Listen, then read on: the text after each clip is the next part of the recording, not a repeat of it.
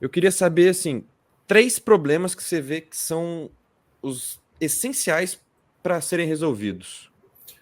Cara, vamos lá. Eu Nicolas acho. Ferreira.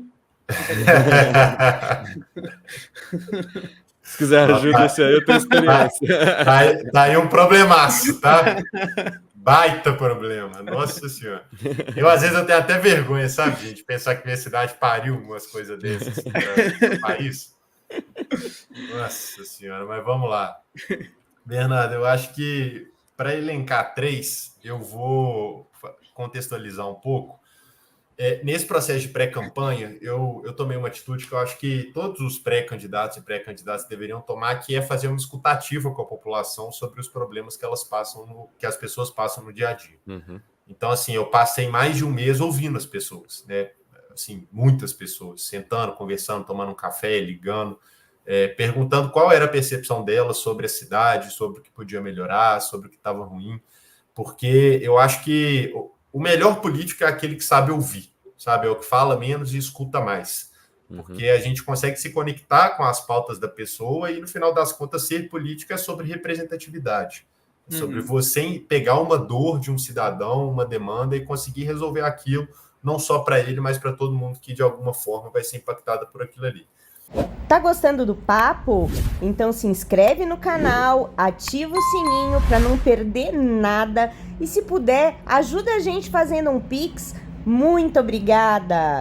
E aí tem alguns temas que eles foram muito, assim, latentes nesse processo de escuta. O primeiro deles é a mobilidade urbana. Em Belo Horizonte, assim, é um problema muito sério.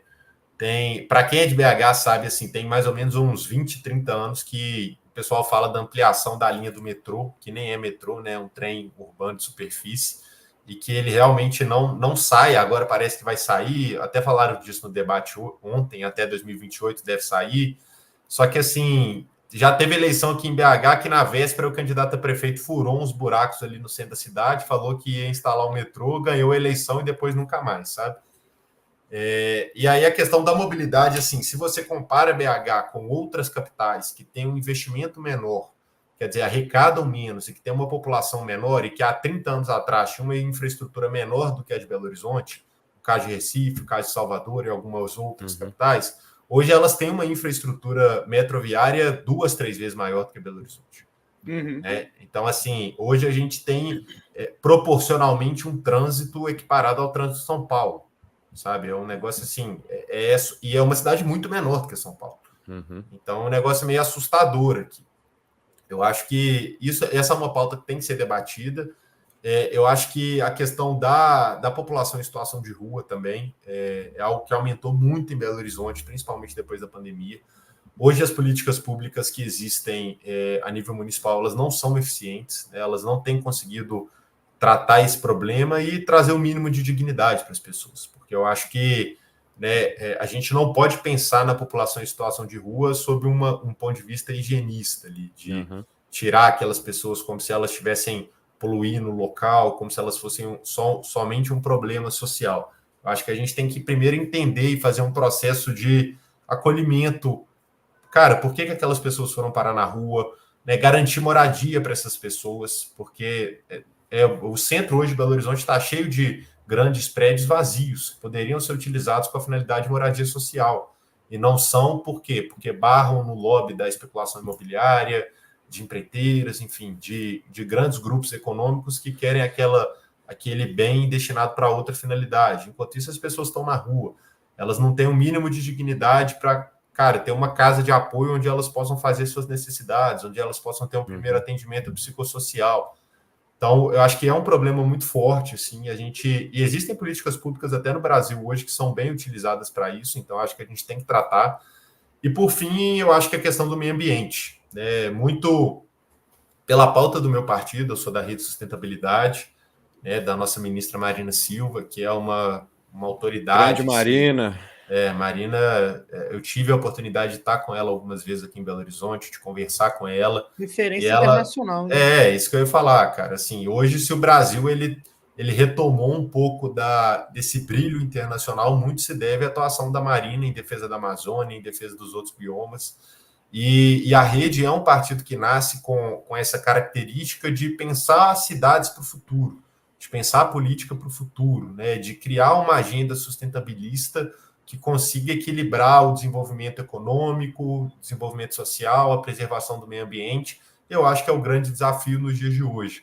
Belo Horizonte, eu não sei se vocês sabem, mas antigamente ela já foi conhecida como a cidade de jardim, quando ela foi planejada lá atrás para ser a nova capital de Minas Gerais.